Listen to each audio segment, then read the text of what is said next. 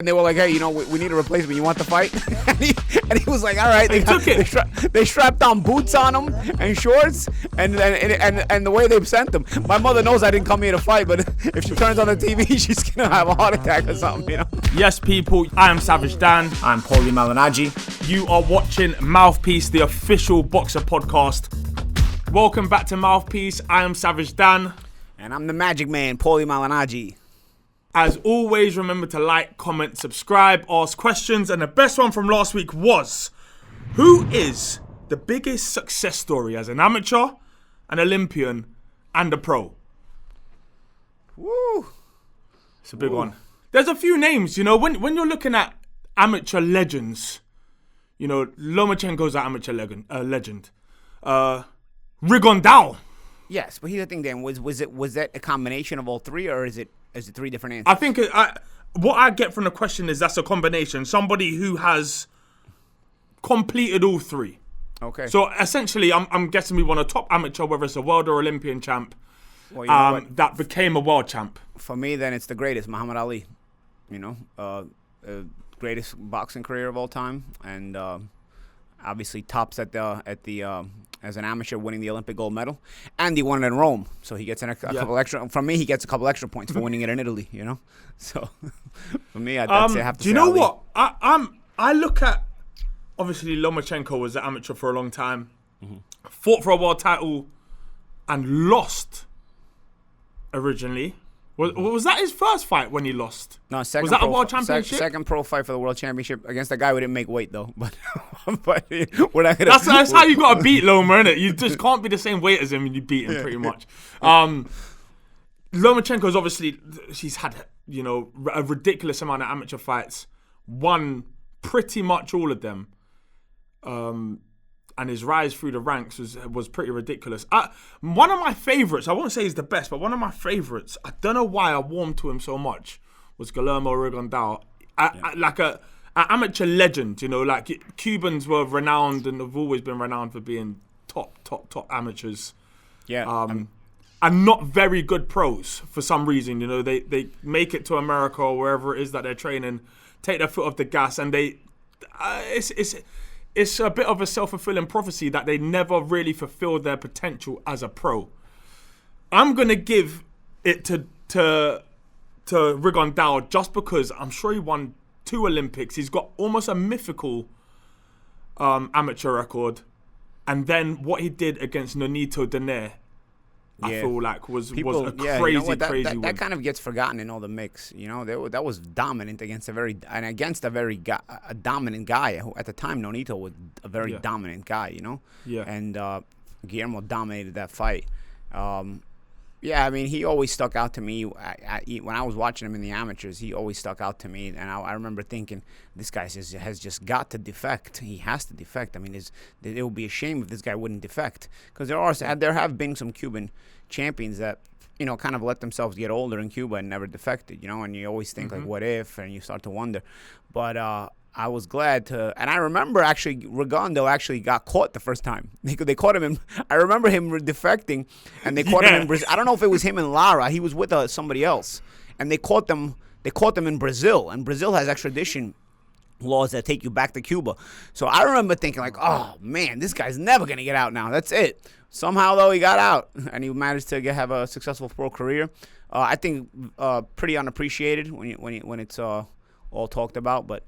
Incredibly talented, a real cerebral fighter. I mean, he's playing chess at the level of Bobby Fischer, and everybody else is playing checkers. And that's why he's so hard to understand, and people actually complain about him because they just don't get the levels that he's fighting on. And he's gonna take you on. You can't teach trigonometry to a kindergartner. It's just this is not going to get it. So I really feel like Rigondeaux is always going to be a bit unappreciated, and he definitely deserves to be in the conversation.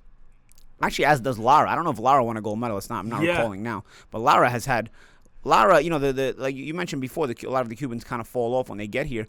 They end up having a lot of discipline problems. Many of them. I remember when I was young, Ramon Garbe. Ramon Garbe was a top cruiserweight Cuban amateur and came here and did nothing. Jorge Luis Gonzalez in the same amateur generation, big Cuban heavyweight, didn't really pan out in the pros here. So a lot of them do come here and wind up getting too much of a taste of freedom, and then they kind of go crazy and go haywire. But Lara has been a guy who was super, super disciplined when he got here. He actually lived a very conservative-minded lifestyle as far as going to get married. He left Miami. Well, I think the risk is when these Cubans stay in Miami. It's Miami. It's Miami. Because you come from Havana to Miami, and it's a big, big difference in freedom, and you've got a lot to do. Regondo's kind of a quiet guy, so I don't think he ever would be tempted. But I think Lara did the right thing in just getting out of there. He went to Houston, Texas, and just had a phenomenal career. Also a guy who probably doesn't get the credit he deserves. I mean, I thought he could have got the decision against Canelo Alvarez when they fought. And he got robbed blind against Paul Williams as well. Really, really good fighter and really, really disciplined human being, not just a fighter. I've run into Arislandi several different times, and he's just a mature person, individual, as a man and as a boxer. And I think when you combine those two attributes together with the talent, you're going to get the most out of what you got. And if you can get the most out of a Cuban fighter, you're going to get a lot, because Cuban fighters tend to be really, really well schooled.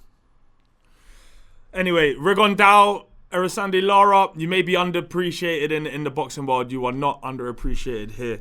We love you. Fact. All right, let's review the weekend's results. Felix Cash beat Denzel Bentley in the third round with a very, very solid TKO. Now, I can't remember what my prediction was. I think you had Cash. I might have gone with Bentley. Did I have Cash? Yeah. I can't remember. But all I know is I've seen a lot of Cash. I like Cash. Everyone loves Cash. But I like Cash because he's Who doesn't like Cash? Who doesn't like Cash? Who doesn't? Who doesn't like Cash? Who doesn't like Cash? He's a quality fighter, He's quite patient. He throws shots very, very well. He's very relaxed. He was in control the whole night. That was a dominant performance, really. I never felt he let Bentley into the fight, because Bentley has sort of an awkward style, and he kind of relies on throwing you off a little bit, trying to time him. But I felt like Cash took the approach, forget trying to time you. Let me just bulldoze you, And if I just bulldoze you, you're going to have to make a decision as to will all this awkward movement work for you or not, And I felt like Bentley never got settled into the fight. He had a decent second round, but he was moving too much for my liking. Whenever in boxing, if you're gonna move a lot, you need to make sure you're punching off that movement, and you're punching sometimes in combination or using a solid jab, so that your movement can be effective, and it can also slow down the pressure you're taking. Otherwise, you're going to go in what I used to call going to flight. The pressure is going to send you into flight. So I never felt Bentley got comfortable with his movement, because Cash was always in his face, and I've never felt like he was able to gain control of Cash's pressure enough to kind of diminish it and be comfortable in the fight. And obviously the fight ended rather quick after that. I mean, it was the third round TKO, I believe. Yeah. It had a little bit of a similarity to me with the second Tyson Fury and Deontay Wilder fight, purely because maybe it's the fact he was wearing Everlast boots as well, but it was purely because he's got an awkward style and he's used to coming forward and being the bully himself, but he was forced onto the back foot and he didn't quite have what he needed to be able to deal with the pressure, and because of it he started pushing his shots rather than punching sharp with any snap. Yeah. And then Felix started just teeing off on him. And when you're not used to being backed up like that, there's a sort of a hesitation in your offense, and there's just not as much of a confidence in your punches, You mentioned the Deontay Wilder and Fury fight. There's certain fighters that are very good fighters, but once you start pushing them back, they can't fight. Typically, it stands out most obviously in pressure fighters. Like a lot of fighters from Mexico who are typically fighting that pressure style. As soon as you start backing them up, they don't fight as effectively anymore. Yeah. But then there are also certain fighters who are not so much pressure fighters, but they're sort of sort of hold their ground kind of fighters, like technical fighters, hold your ground kind of fighters. And guys who stand out to me like that are Deontay Wilder, even Zab Judah was like that. Where if you're just backing them up, they have the appearance of an athlete who can fight backing up, but in reality, they can't at all. Amir Khan was like this too. Amir Khan could fight you from where he's at, where he's in place, or he could come forward, but he could also pick you off right from where he was at. But if you start backing him up, all he wanted to do was hold and just try to find his comfort zone. So there is a certain kind of fighters that have this thing about them. And when you back them up, they sort of the wheels start falling off the wagon, so to speak. And that's what I noticed in this fight with Cash and Bentley. Cash was very comfortable putting the pressure on. He was technically more sound, fundamentally more sound, so that the pressure wouldn't walk him into anything stupid. Nice hand positioning, which set up not just a good defense, but also set up his ability to throw nice punches and nice combinations as well. And Bentley, when he was throwing, his hands were all on his sides. He was kind of all over the place. He just didn't have an answer. It seemed like he was looking for one. And even when he was throwing, yes, he was throwing hard at times, and his movement could be awkward at times, but he wasn't able to put together anything sustained because his positioning was all over the place. Having said that, I think we should give a notable mention to Kamil Sokolowski. I hope I haven't butchered your name, mate. Who had a very good performance against another, a pressure fighter, somebody who is expected to do big things in the sport, David Adeleye. And, it's a 6-rounder, but he decided, I'm not going to be the one that's going to be bullied. I'm going to put it on, the fighter that is supposed to win this. And there was a lot of people that pulled out of that fight beforehand. It was a late replacement. He came in and he, he did himself no harm, A lot of people will say that he deserved to win that fight.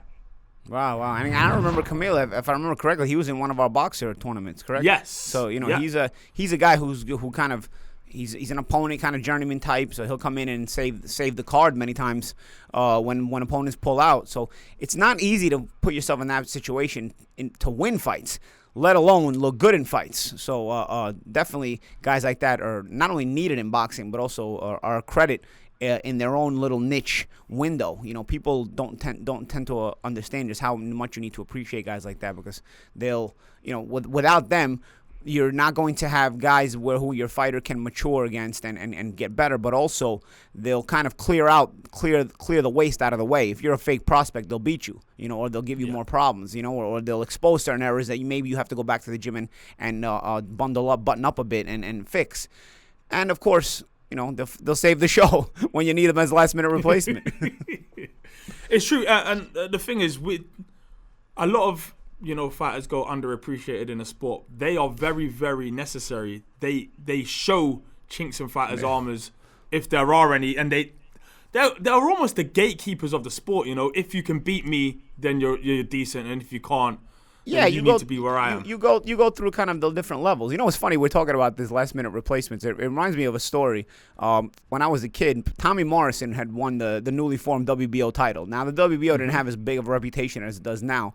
So I don't think this would ever be sanctioned today. But Tommy Morrison's opponent failed the medical. I guess it was, and the result came in after the weigh-in. So they had to get him out. Now you've got a main event for a WBO heavyweight championship title fight going on, and you've got an arena waiting for Tommy Morrison, and they don't have anybody. They found the guy in the crowd. He was like a journeyman guy. They found a guy in the crowd. I forget his name. You got to look this up, man. I got to get it to you. He had a decent record, actually. He was a journeyman. I assume all his medicals were caught up to date, and was hanging out at the fight, and they were like, hey, we need a replacement. You want the fight? and he was like, all right. They strapped on boots on him and shorts, and the way they sent him. And he put up like 4 or 5 decent rounds. Of course he did. For him, it was like, luckily, I would say he was probably already training for maybe something else, who knows, and he was at the fight. A little soft around the waist, like a lot of heavyweights tend to be. But still, he went like 4 or 5 rounds, and he gave it a good effort. That's outrageous. So he went to the fight and wound up with a check. It's outrageous. One that you fail a medical that close to a fight. It's quite rare nowadays in the sport. And also the fact that you got lucky. Results. You had a fighter in the crowd who said, "Yeah, why not." Yeah, but you know what? The WBO today, I don't think, I think now the WBO probably has more strict rules because they're one of the major sanctioning bodies. At that time, they were still new, so they were just trying to get all the fights they could with WBO titles in the mix, So they could not afford to lose out a chance to be on national TV in the United States. Morrison stopped them, but you know what? The guy put up a decent effort. I remember the guy put up a decent effort. I remember Al Bernstein was doing the post-fight interview with him afterwards, and he was actually in a really good mood. He was like, "Yeah, Tommy hits hard. I know. I was here," and he was saying hi to everybody. "What's up, Ma?" And he's like, "I don't think my mother knows. My mother knows I didn't come here to fight, but if she turns on the TV, she's gonna have a heart attack or something." You make your own luck. You make your own luck. Also this weekend, Navarrete beat Diaz, and he waited till the 11th hour to do it. Basically, it was a good stoppage in the end.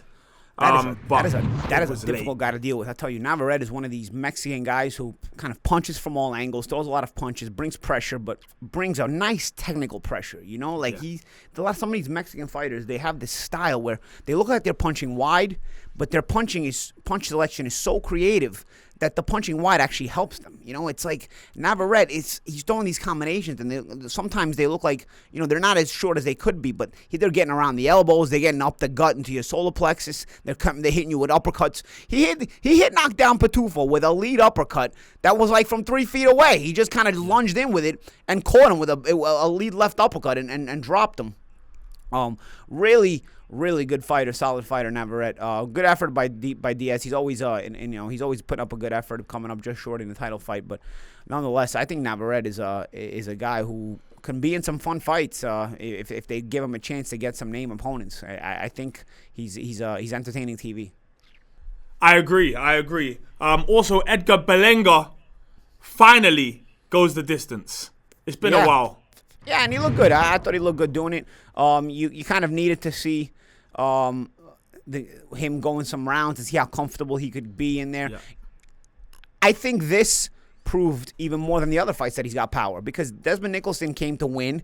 He was in there trying his hardest, and he just kept going down, and he kept getting up, and he was just mad. He's a competitor through and through. You get a guy like this, I think it brings more out of you. It really proves if you're really a puncher, because you got guys who kind of pad up their records, and then they step up, and all of a sudden guys aren't feeling their shots. They're not able to stop guys, the pressure guys bring upon them and whatnot. But I mean, Berlanga was landing and Nicholson was going down. Berlanga was landing and Nicholson was going down. It was a testament to Nicholson's chin, durability, and heart. But it forced Berlanga to have to reassess everything constantly and keep fighting. And he fought a great fight, I thought. Fought a good fight. Yeah, he took a couple of shots, but we saw he could take a couple of good shots. Good resistance. You needed this kind of opponent for Berlanga. That he not only would he last, but he would last and not try to survive. Also keep trying to bring it to him. And solid win by Berlanga. Some things he can work on, sure. I think he's still kind of a little bit more crazy with his power in that he's throwing everything hard. He probably could mix in some setup shots, but nonetheless, I think he's going to be something to deal with in that weight class for a while. Well, up to that point, it was 16 fights and 16 first-round knockouts. Yeah. It's a ridiculous record. He's obviously talking about fighting Canelo. Yeah, and can they time that right? Does that fight happen? Does he have the power to do? Canelo, we've barely seen him hurt. We've only ever seen him hurt once. Yeah. By not Miguel Cotto, one Miguel Cotto. Mm-hmm. Other than that, I haven't really seen him look. I've seen Canelo hurt in the second Golovkin fight. Canelo took a good shot. I think I remember around 11. But I do think you can, if you time this right. I don't know if Berlanga's ready for Canelo just yet, but I'd like to see that fight because Berlanga has a nice following. He's got a nice following, Puerto Rican. Canelo has a great following, Mexican. Every time a Mexican and a Puerto Rican fight, there's always talk of that Puerto Rico-Mexico rivalry. But sometimes there's just not as big of a following between those two fighters that are fighting, even if they happen to be Mexican and Puerto Rican. It's nice. It always makes for good fights, but it's not. It doesn't always get as big as it could like when people talk about the rivalry. But Canelo and Berlanga, I think Berlanga is rising in popularity, has a big following. The Puerto Rican community love him. Obviously, we know the Mexican community love Canelo.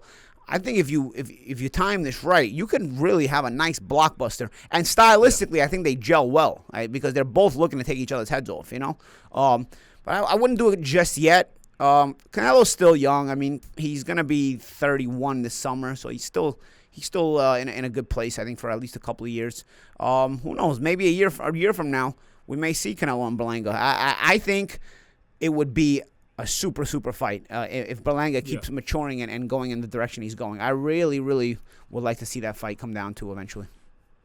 I think the longer you let that marinate, the better that fight potentially becomes. It does, but we don't want Canelo to get too old. You don't want to leave it until Canelo's on the slide, obviously. Yeah. Mm-hmm. Just a quick test for you, actually, a quick quiz. Do you know who has the longest knockout streak in history? Long knockout in what? To start your career? To start the career? Who's had the longest streak, the most knockouts in a row? Archie Moore? Nope. I'll give you a clue though. He you're gonna have to go way back. We're talking to the late 70s. It is a fighter. I'll tell you who he lost his streak to. He lost it to Salvador Sanchez. Oh, Wilfredo Gomez. There you go. Is it Wilfredo Gomez? There you go. Yeah, he was a great fighter. That's the one. Yeah, he was a great fighter. 32 knockouts in a row. Yeah. It's outrageous. And not just. To be fair, I think Deontay Wilder might not even be too far behind him when I look at all the not tomato cans, but he had a long list of people he was knocking out. I mean, Deontay's power is legit. If he hits you on the chin, doesn't matter who you are. If he hits you right, I mean, I think you're going. Wilfredo, though, was a beautiful fighter to watch. Just a beautiful technical fighter. And explosive power. I like the Puerto Ricans of that generation a lot. Those are some of my favorite fighters in boxing history. Wilfred Benitez, Wilfredo Gomez, Hector Camacho. There was a generation of Puerto Rican fighters in that right in that time that are not just my favorite Puerto Rican fighters of all time, but among my favorite fighters of any ethnicity of all time. I mean, they were just really fun to watch and really talented, skilled guys. And including Gomez, with all that power, people tend to talk about his power. They call him the bazooka, but a really fine technical fighter. Right, in the news this week, Ryan Garcia has announced on his Instagram that he'll be pulling out of his July 9th bout. Is it July 9th? I'm sure it's July 9th. It is July 9th. His July 9th bout with Javier Fortuna. He says for health reason. Now, we can only assume that is mental health. He hasn't highlighted any injuries. And it's, you know what? I think it's a brave thing to do and a necessary thing to do sometimes, because I honestly believe this is the most taxing sport in the world, Paulie. It takes a lot from you. 99% won't do. It requires a lot of you. And when you're in the limelight, as much as fighters nowadays are, it can obviously have some effects on your mental health. Yeah, I mean, we don't know for sure if it's mental health. We can only speculate, and I don't like to speculate on serious matters like that. But if it is, obviously, you hope the best for Garcia. I just prefer not to see young fighters take a stall in their careers early in their careers when they're maturing, still improving, still can be in the gym and doing that. I remember it was really hard on me to have all those hand injuries at probably around the same point in my career as Ryan is in his career, but he's about 22 years old, and it was really frustrating to not be able to ply my craft and continue to get better and better because of the injuries. So I personally, from a personal opinion perspective, I don't like him staying away too much at this age, because I think you're in your physical prime. You're coming into your physical prime. You still have that youth explosiveness to you, and you're really improving a lot if you have the passion for what you're doing. So hopefully it's nothing too serious. Like I said, we can only speculate. If it is, you hope that he gets better. But, if you could speculate on that, I guess you could speculate on a lot of things. Maybe he's working on a top secret movie, and he's got a part in a big movie, and he's not allowed to say, and he can't. We're forgetting this is Ryan Garcia. I'm guessing he's maybe one of or is thereabouts of being one of the highest followed boxers there is. He's. For years, people were calling him an Instagram fighter. That's how many followers he has. He's used to being in the limelight. But, when social media is as big as it is nowadays, I'm guessing sometimes you need to even I need to take a break sometimes. Yeah, I get it. But like I said, at that point in your career, I'm not. I have to assume it's something serious or something business oriented, whatever it is. I can't. I mean, it must be something he needs to do personally, or maybe, like I said, maybe it's something outside of boxing that he's working on, or it's just rehabilitation like we're talking about. Like I said, we can only speculate. But also, Javier Fortuna loses a big payday. I feel bad for this guy. Yeah. He's had a lot of hard luck himself. So Fortuna is a solid, good fighter, and it's a shame that this is also a shame for him that he loses out on the opportunity, because your boxing window is small, and getting paydays like this they don't come around all the time. So, hopefully Fortuna can also, come back in and get a big paying fight, and replace this opportunity with this lost opportunity with something else. Because although the subject matter is about Garcia, Fortuna is also victimized in his own way by losing out on this fight. Also this week, Mauricio Lara and Josh Warrington talks have begun for the rematch, although Leeds City Council are refusing to have it at Headingley Stadium. I have no idea why. I'm guessing it's something to do with COVID. Really? It's a quality fight. I'm not sure if everyone has seen the first fight, but it was fascinating to watch. Josh Warrington didn't really look himself. Mm-hmm. I felt that he looked like he was getting overpowered, and when he got hurt, it was very he looked like he looked like usually it's Warrington who's all over you and really making you uncomfortable, and it was like he left that guy at home that day, and Lara became that guy. So if they could both bring that kind of intensity to the rematch, I think it would make a tremendous fight. Does that happen though? So for example, if one of your core elements to your fight game is energy and output, when you start to slip, do you start to slip a little bit faster than somebody who doesn't rely so heavily on how much work they're putting in? Yeah, I think so. But it depends. I think when you're an energy fighter, you need to go into the fights, all your fights, extra upbeat mentally, on an extra positivity mind mentally. You always have to be positive minded coming into a fight, confident wise. But I think when you're an energy fighter, you have to have that energy up to the level of positivity that it's just making you want to jump out of the corner. So if you're not mentally into the fight, you're not going to have that same kind of energy, and your performance will show those results if your whole style is based on that energy. And also when you get older, you tend not to be able to take your body to those levels of energy, those levels of intensity that you could when you were younger. Of course, now we do see guys lasting a little longer and high intensity, but we won't go into why that happens. Right. Well, we both sort of fight. We both sort of fight. And if you're Josh Warrington, you took a lot of damage. Is it right to take the rematch immediately? Do you want to? It's always the age-old question, right? It's crazy. It's just the age-old question. Is it too soon? It's like you'll either look like a genius or you look like a fool, depending on the result of the rematch, right? If you get clobbered in the rematch, it was too soon. If you come back and stop him in the rematch, look at that. He just wasn't himself the first fight. He knew he could beat him. I mean, we're just, at this point, that just makes us, just like anybody else, armchair pundits here, where we're just, we don't really know. We don't know what was inside Warrington's mind. Let's talk about your experiences then. You had a rematch against Juan Diaz. Mm-hmm. Yeah. You won it. Yeah. What kind of mindset?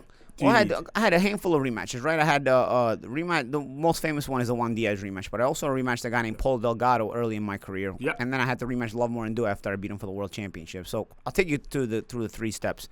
The Delgado fight was my first very bad hand injury, and I suffered a very bad hand injury in the first Delgado fight, to the point where it debilitated my performance, and I barely got out of the fight. I won a split decision. My first time experiencing a bad hand injury. It was it would be the first of many. Little did I know, but it was the first time experiencing a bad hand injury in the fight. And this guy was, giving me a lot of problems, and I escaped by the skin of my teeth with split decision. I was obsessed with having that rematch. My team was like, you beat him, you don't need to see him again. I just didn't like the fact that he could go about and saying, he got robbed, or Paulie knows who really won. To make matters worse, after I come back from surgery and I have my first fight like 7 months later, Delgado actually upsets an undefeated prospect on the same card. So now the build-up is he talking even more. See, I knock off prospects, and I got robbed with Malignaggi. So I was just like, guys, you got to get me this guy. I can't take this guy anymore, Eventually they got him for me a couple of fights later, and I won almost every second of every round, and I basically wanted to make my point, that it was this, or this. There had been some issues. He was a solid guy. As a matter of fact, Delgado was the kind of guy who came up the hard way. He actually wound up getting a shot at a world championship. He built himself up enough to get a shot at a world championship against Dejan Zavic for the IBF welterweight title, and lost years later. But this is a guy who was busting up prospects a lot. So I was obsessed with just making sure he went home and he knew he couldn't beat me. And so with Diaz, it was the same thing. I wanted it right away, and Diaz fight, I got the rematch right away. I think with the Diaz fight, I just felt like I didn't need to change anything. I don't really think I changed much in the Diaz fight because I felt like I got robbed. So I think it's different with Warrington, because Warrington has, one thing, went and got himself stopped. So he needs to kind of readjust mentally and maybe assess his approach to the fight, or maybe bring back the old approach that was probably lacking in this fight. He has to figure that out on his own.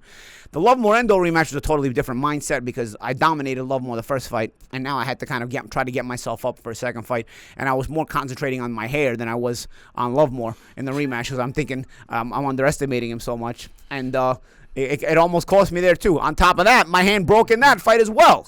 So I finished that fight halfway through that fight. I wound up with a broken hand, and again, the mind, it proves that your mindset is very important. Going into a rematch, it's all inside you as far as what you really feel the core issues were in the first fight. If you're robbed, I think you have an excellent confidence going into a rematch, But if you get beat the way Warrington got beat, I don't know. It's like to have that rematch now. It's on you. You have to really do some soul searching yourself and understand. Really be honest with yourself about why it happened that way the first time around, Because Warrington is a high-intensity guy. He needs to be confident, or he's not going to have that kind of intensity going into a fight if he's not confident. Good advice. Listen, Josh Warrington, just be the OG, throw 500 shots around, and you should be all right. Although and it'll make a great fight because Lara loves that kind of that's the thing. In a way, you're kind of playing into Lara's hands in a way because he expects that and probably wants that as well. He just wants to stick around. As a matter of fact, Lara was probably surprised at the way the first fight went because he probably was expecting this guy who was all over him and he was going to try to be all over him instead, and he didn't get the same response. It's why we love this sport. We have to also go into Dana White talking about Jake Paul. I don't know why Dana White is complaining about Jake Paul. I know there's a lot of opinions on Jake Paul.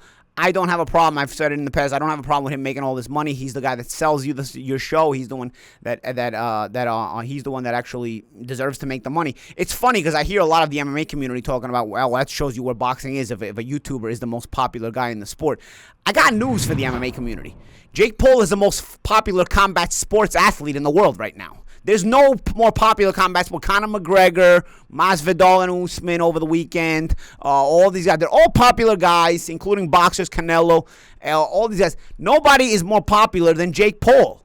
Jake Paul can fight a fat, out of shape ex-wrestler, ex-UFC fighter who just came from the buffet table, and 1.5 million people will still buy the fight. That's what's crazy, okay? Fans still need Canelo to fight a top guy if they want to buy those fights. So now he doesn't do the buys anymore because he does the zone, but nonetheless, the same thing applies. I think Paul outsold Conor McGregor's rematch with Dustin Poirier a few months ago. This is the most popular combat sports athlete in the world. And Dana White should be the last guy talking because Dana White's paying all these guys pennies when they deserve so much more based on what they sell. And he's the last guy should be talking about this because if Dana White had a contract with Jake Paul wouldn't be able to make any money either. So shut up, Dana. Mind your business. Go back to the buffet table because you're gaining weight every week yourself and leave Jake Paul out of it. Jake Paul needs to keep doing what he's doing because that's what's selling. That's it. And of course, like what me and you have said, Dan, if any YouTubers are feeling froggy, just leave because we'll get in there too. Anybody I'm looking ready. for anybody I'm looking ready anytime. Anytime, any place. Savage Dan is training, guys. If any YouTubers are feeling froggy, leap. I seen them. Come on. Give me. Come on, I'm ready. Right, predictions. Other than me beating Jake Paul, we have Derek Chisora versus Joseph Parker coming up.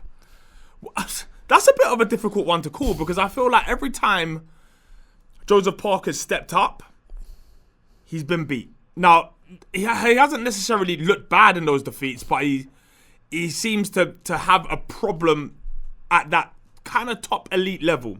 Having said that, Chisora has always had that problem also. You know, every time he steps up, that's what I was going to say. It's Chisora of that level. It's Chisora that kind of step up. Because I feel like an aging Chisora is dangerous for a few rounds, and then he kind of starts to fade. You know, he did very well early on against Alexander Usyk, and then kind of disappeared. You know, late rounds he was knocked out by Dillian White in their rematch. You know, he kind of starts to fade, and of course that's natural for a guy getting older. You know, I think Chisora is an intense guy, and I think he's going to remain dangerous early. As a matter of fact, I mean, look at the knockout he had over Artur Szpilka. You know, it was early on. Chisora's bombing away, and he's looking to get you out of there. Always mean intentions, but that kind of intensity wears out even a young fighter when they throw that kind of power early on so much. But when you're older, you wear out even more. So I think Chisora, you know, is going to be dangerous early in the fight, but I can see Parker kind of, you know, making it comfortable for himself mid to late rounds, and you know, winning a comfortable decision, kind of like Usyk I agree. did. Yeah, I agree. I feel like the way that Joseph Parker will almost try to fence, keep it quite long, keep away from the danger for at least the first few rounds. And Chisora will make it fun early on. He always does. Yeah, always. Right. Also, we have Dimitri Bivol against Craig Richards in a very good fight. You know, I wasn't sure about the timing of this fight. This is two prospects that in essence you kind of want to keep away from each other for a while until both their profiles have increased. But Eddie Hearn's thrown them in together. It's a tough one. Have you seen much of Craig Richards? I have not, but I do think Bivol is a higher level than a prospect because he's got that Russian amateur background, WBA light heavyweight champion, and he's beaten some good fighters. As a matter of fact, he has a win over Joe Smith as well, who just won the WBO title. Among others, I think Bivol is a solid technical fighter, but he's high energy as well. I have not seen enough of Richards to know how much of a problem he's going to pose for Bivol. But he's a big puncher, well schooled, very tall and big at the weight. I mean, I like the fight. Then it's funny because Bivol is a good puncher himself, and they keep putting him in with good punchers. Like I said, he has a win over Joe Smith as well. Interesting, man. This guy he doesn't mind. He doesn't shy away from the tough fights. Should be interesting, especially if Richards has this frame that we're talking about, you know, and has that punching power. It should be really interesting, actually. Go with Bivol? I gotta go with Bivol because I only know Bivol out of the two. I'm gonna go. You do have me more excited about this matchup than I was 10 minutes ago. For me, I look at that card, and that's the one I look at, and I'm looking at fireworks, and I'm not sure where the fireworks are gonna come from. Because you've gone Bivol, I am going to go Craig Richards. I like Craig. I think he's a good fighter. I think he's underrated as well. So either way, that is going to be a very, very good fight. We also have Katie Taylor versus Natasha Jonas. Now, last time Natasha Jonas fought, I think a lot of people were thinking, is she done? Has she had enough? Does she still have it in her to go to the world one more time? I thought she won that fight. Mm-hmm. With you know, it's just I see Taylor constantly improving, constantly getting better. You know, I was really impressed with the way Taylor fought her rematch with who's the girl from Belgium, Parsoon. Yes, I see Taylor as a champion who's still ascending. You know, it's hard. It's gonna be hard to beat her at this point. You know, regardless of Jonas's recent performance, a recent run of form. I'm gonna go Katie Taylor. We know that momentum is a big thing in boxing. However, what I will say is I wouldn't at all be surprised if Jonas pulls out that kind of you could see her that kind of performance again. She's better than people give her credit for again. You know, I feel like that's the shame of even the fight because Taylor, even in getting a win over a girl like Jonas, probably won't get the credit she deserves Because for me, I don't think people were talking enough about Taylor's rematch performance with Parsoon. You know, I thought it was. You know, you've got to keep in mind the adjustments and the mental wherewithal she had in that fight. I thought she lost the first fight, to tell you the truth. I thought Person beat her the first fight, And so, Taylor shows her mental strength. She shows her physical prowess, her technical prowess. And again, you're fighting an opponent here in Jonas who is better than people realize. If you win, you get the credit you deserve. People talk about Taylor in a positive light, but do they really understand what positive light you got to be talking about? You don't just talk positive. I'm not the kind of person that just like to talk positive about a fighter just because they're popular. I like to actually see them putting in the work, and I see Taylor doing that. Also coming up, we have Andy Ruiz, the return against Chris Arreola. Now, he's looking good. He's looking in great shape. He's saying he wants to be the heavyweight version of Canelo. I know that is a dangerous fighter if he brings everything together. But I'm expecting nothing less than Andy Ruiz. I'm excited to see Andy Ruiz return, genuinely. And I'll tell you, this is an interesting fight here. I'll tell you why it's an interesting fight, because as a person who lives in the United States, I'm closer to this kind of rivalry. This has a derby feel to it, okay? The Mexican-American and Mexican culture in general are obviously very close, but also they have this pride within their culture, and part of that pride comes from that machismo inside the ring and their boxing culture, And these guys both want to represent that. They're very friendly with each other, but I'm telling you, when they're going to put it all on the line against one another, it's going to be bigger than a title fight for them, because the winning the derby rivalry of a Mexican versus Mexican type of fighter, especially when they're both in the United States, they're both from the LA area. I mean, you've got to go to the barbershop and face everybody afterwards, So this is going to be a fun fight. I don't know how long it's going to last because I don't know how much Arreola can put up that high energy style anymore, but Arreola has always been fun, energetic himself, and really durable. And Ruiz, I think, when he's motivated, is a very good fighter himself. I still think he really blew it in that Joshua rematch. I think Joshua was kind of second-guessing himself and fought such a safety-first fight that if Ruiz could have touched him on the chin a couple of times, he might have pulled off the win again. But he got so fat that he couldn't track him down. He couldn't get to him, But so I think the motivated Ruiz is going to be even more motivated because of the derby feel. And Arreola, last chance saloon type of situation. And, of course, your last chance saloon situation comes in a derby kind of fight as well. I like this fight as far as entertainment value, and the entertainment value is going to bring it and give to the fans. I think it's going to be a really good fight and a real barn burner for however long it lasts. I agree. I'm going with a Andy Ruiz win. Yeah, I do think. I think Ruiz is a little bit more in the tank, younger. But I'm telling you, Arreola's not gonna go away lightly. He's a prideful guy himself. He's a proud Mexican, as is Ruiz, and they're going to fight that way. On this day, we have Boxer 1. Imagine that, Boxer 1, April 27th, 2018. It was the welterweight tournament. And the winner was Drew Brown. Now, this was your first experience with Boxer, wasn't it, Paulie? Yeah.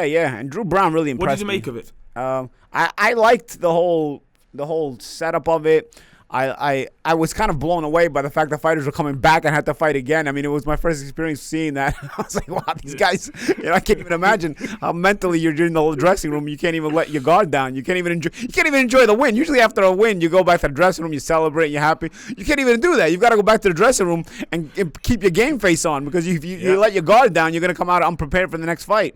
I thought I was really impressed with Drew Brown, the way he won that tournament. He was very, very solid. Technical fighter, technical skills. And one thing it really showed me, too, is that Boxer, doesn't matter who the odds-on favorites are, Boxer is the kind of tournament anybody can win. And the odds-on favorites many times have not won the Boxer tournaments. How did you get involved with Boxer in the first place?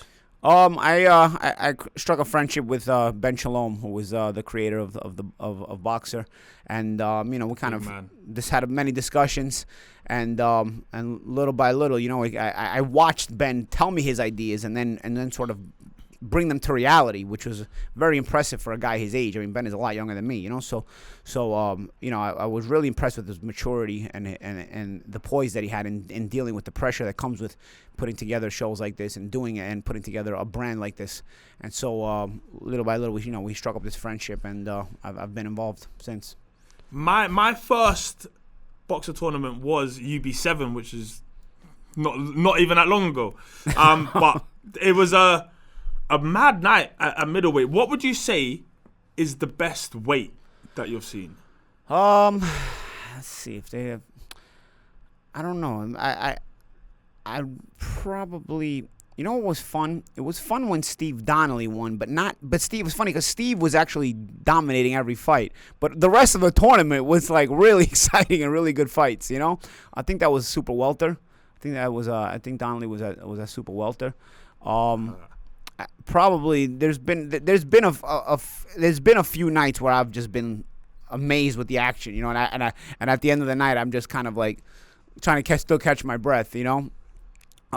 Sometimes you'll see guys where you kind of pulling for them to get through because they put themselves in tough fights early, and then you realize that I've seen guys like I think it was the heavyweight one. You just see a guy, he's barely getting through all the fights, and by the time he reaches the final, he's got nothing left, you know. And you think like this would have been a good fight, but instead he's got absolutely no gas left in the tank, and he can give nothing, you know. So. It's like chess. You got to pace yourself. You got to know when to go. It's difficult. It's very difficult. Right. One more date for you. A very important one. April 29th.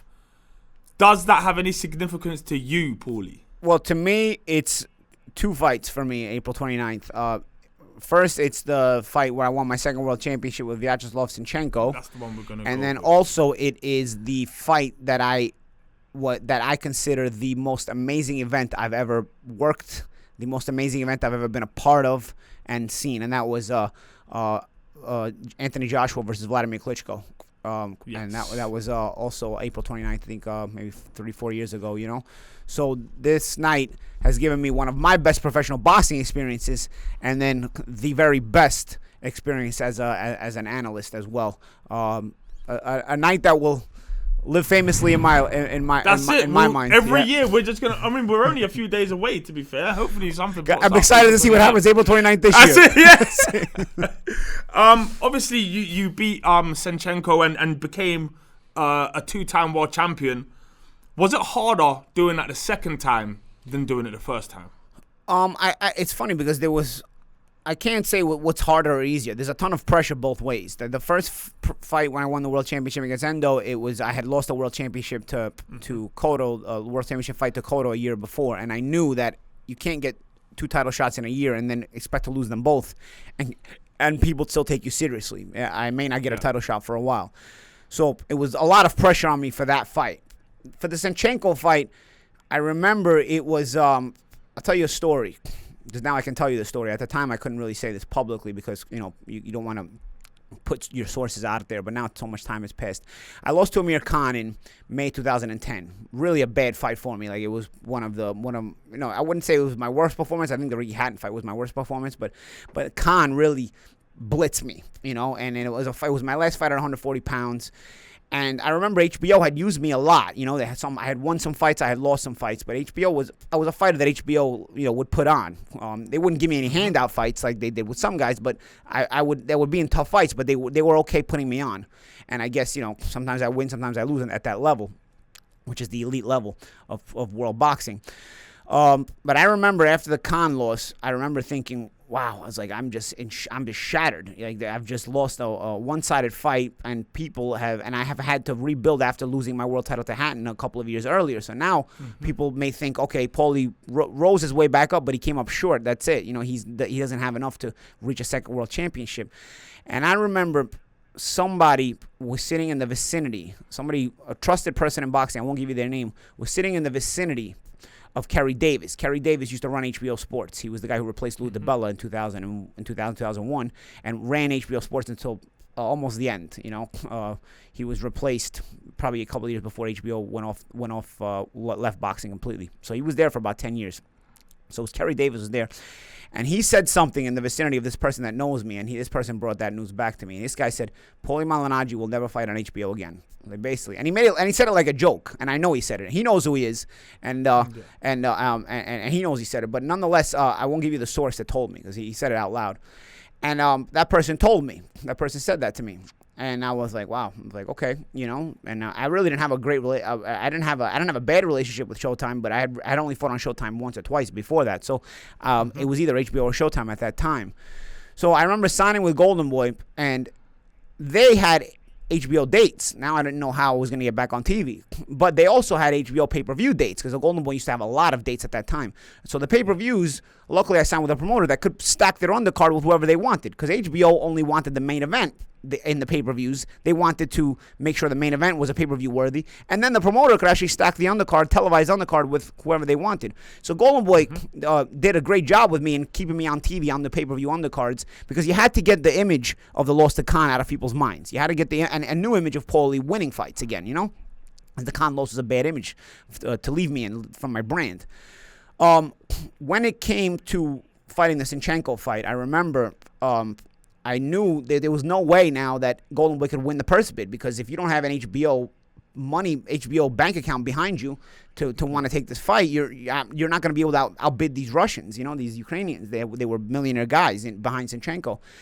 And I remember thinking, now it's going to come to play. They're not going to be able to bid. I'm going to have to go to Ukraine. I don't want to go to Ukraine. I don't want to go there to this fight. It's, you know, this is basically I've managed to rebuild again when people didn't think I could rebuild myself to this point. But now, if they thought I was done when I lost to Khan, if I lose to Zinchenko, I'm really gone, you know? So as I really didn't want to go there and risk getting robbed and risk having no American TV. And I remember I tried to sign with Al Heyman at that time. Al Heyman would not sign me at that time. Heyman eventually did sign me later in my career for a couple of fights. And, you know, I made good money, and I was grateful to that. But I would have loved to have been able to sign with Heyman in my prime, you know. And I remember calling one of Heyman's guys, Sam Watson, and telling him, listen, I don't want anything from you guys. I just want to be with you guys so that I know there's a bank account to win the purse bid. And if you guys win the purse bid, I promise you I will beat this guy, and you'll have a new world champion in your stable. You know, Sam was polite, got back to me a couple times on phone calls, basically said no. Then and told me that the stable was full. Then I remember when I was in training camp for that fight, one morning I woke up and saw a headline on BoxingScene.com that said Al Heyman signs Devin Alexander and Peter Quillen. So I guess the stable wasn't that full, was it? but it wasn't. It was what it was, you know? So I had my training camp, and so going into the fight, the pressure of this fight becomes you have to win at all costs. But don't think about the robbery, because if you think about the robbery, you're gonna not fight your best fight. Just go in there, and I told myself, you know what? I convinced myself they were gonna rob me. I said, you know what? They are gonna rob me, but you know what I'm gonna do? This guy's gonna have to deal with me every single round, and I'm gonna show the best of myself tonight. And if they're gonna rob me, and they're not gonna take me back on American TV when I get back, at least you know what they're gonna have to say? They're gonna say, you know what? We didn't like that kid, but that kid could fight. I'm gonna force them to have to say that when I come back home. And that's the kind of fight I fought. And I wound up getting a stoppage and bringing home the world championship. You know, funny thing is, when I get back home, Golden Boy has a new deal with Showtime. They've left HBO, you know? So I come back and I'm fighting all my fights on Showtime now, because now I have a world championship. I'm fighting fights on Showtime. You know what's funny? I never did fight on HBO again. But I still made millions of dollars afterwards. so that's the irony of that story. But it always, I was always. He's an oracle. The guy who said that, he knew exactly what he was talking about. He just forgot to say the part where you go and win a world championship and then end up on Showtime. Yeah, crazy. So that's anyway. That's what a story. Yeah, what a story. This is why we have this podcast. This is why. So that we can get these stories. A boxing career has a lot of little tidbits that people don't realize, you know? Exactly. All right, anyway, that should be it for today. As always, like, comment, subscribe. Let us know if you agree or disagree with us. Who's going to win this weekend in the upcoming fights. And as always, stay locked to box. Yes, people, I am Savage Dan. I'm Paulie Malignaggi. You are watching Mouthpiece, the official boxing podcast. We are two of the most knowledgeable, two of the most charismatic, biggest personality guys in boxing, and we are two of the coolest cats talking about the sport today.